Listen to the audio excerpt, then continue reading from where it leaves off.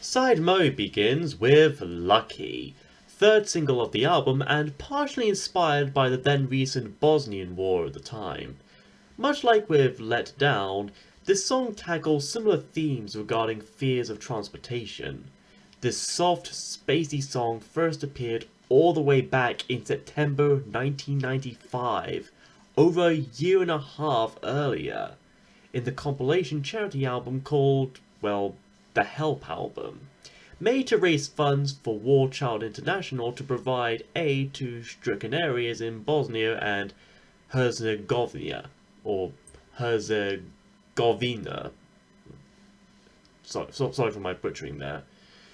Other bands and artists who contributed to this include the likes of Oasis, Stone Roses, Orbital, Massive Attack, and Suede. Knowing all that, one might wonder how the themes in this song even connect to anyway to that. I might have an idea or two. Starting with a faint, high-pitched chiming sound that was produced by Ed O'Brien strumming just above the nut of this guitar neck, the lyrics seem to be about someone surviving a plane crash. Tom York sings how he's on the roll and feeling as if his luck could change at any moment, as if he might be glimpsing the light at the very end of this long, dark, bleak tunnel, especially after something like No Surprises.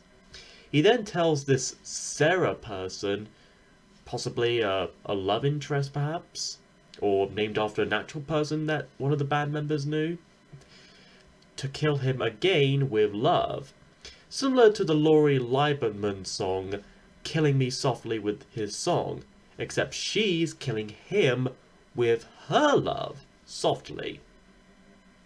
And in the chorus, he says to pull him out of the air crash and the lake. But because, like I said, a plane crash and all. It's kind of a parallel to the opening song Airbag in a way. Both deal with a particular vehicle crash of some kind and the resulting experiences from them, especially in an enlightening way. And because of this miraculous survival, our character, our protagonist, starts believing himself as a superhero standing on the edge. Edge of something, I don't know, edge of the plane wing maybe? The song ends with a bit of rocking, jamming vibes, reminding me a bit of Animals by Pink Floyd. And I think it's this superhero aspect here that I think may connect to the whole charity album. You know, Tom imagined himself as a superhero to help those in need and kind of fight injustices and all. And interestingly and impressively enough, not only was this song recorded within a day, but within 5 hours. Yeah, I know. Wow. And it was this song that helped set the tone and mood for this album. And so, Sidemo and OK Computer ends with The Tourist, the end of our journey. Or is it?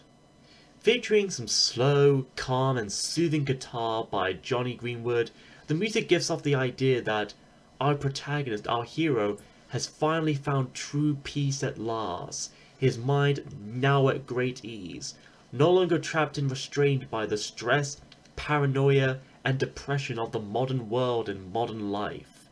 York's lyrics were apparently inspired by a time he had in France, encountering several tourists from America as they frantically go about to see as much attractions as possible. And this could be his way of reacting and responding to such people, calling them idiots and telling them to slow down.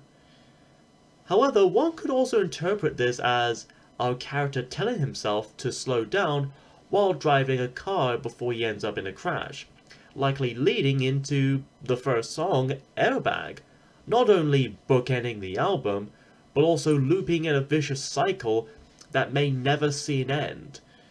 Or maybe Lucky is the true actual ending, and this is just how it truly started, like a prequel or something.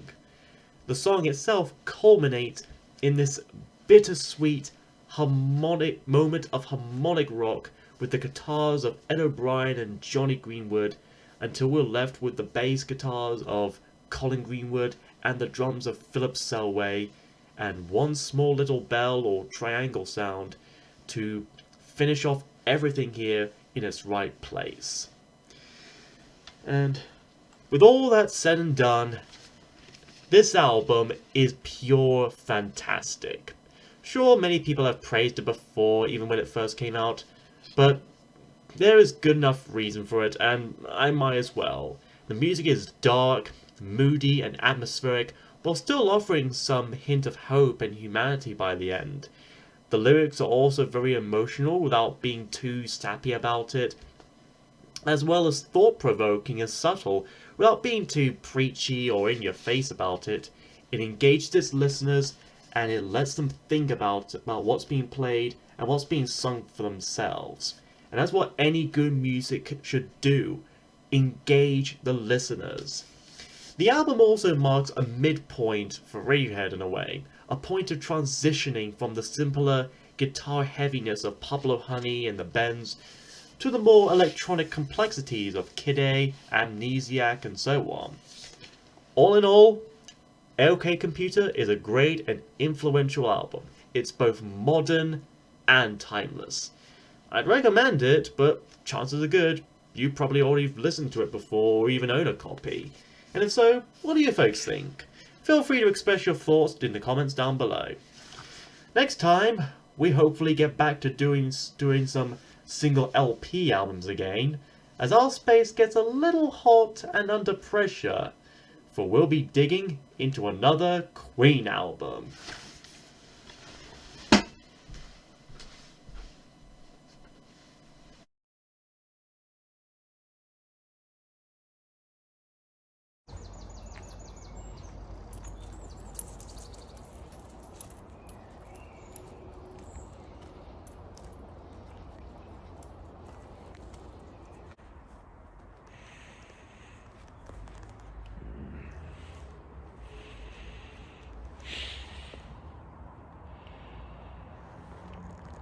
Capricorn, do you read me? Yes, Spacerak, I hear you. Report on your hunt. No sign of Big Jack Films, sir. I've tried tracing his upload signals, but he seems to be a moving target. It's been over 4 months and nothing.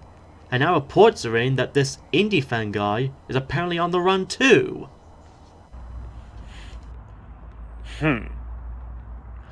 Big Jack Films, Indie Fan, Mechakara, whoever else there may still remain out there, all roaming about out of sight. But I know this. One way or another, they'll come out of the shadows. Or out of the light. And as for that story-watching guy you talk about? Oh, don't you worry, my friend. He, or they, shall all be dealt with personally by me. If and when my masters, our masters, deem it the right time. We sense a convergence of storms beneath the horizon. Carry on your hunt. I'll have a few allies dispatched to your current location. Right away, sir. Over and out. For now.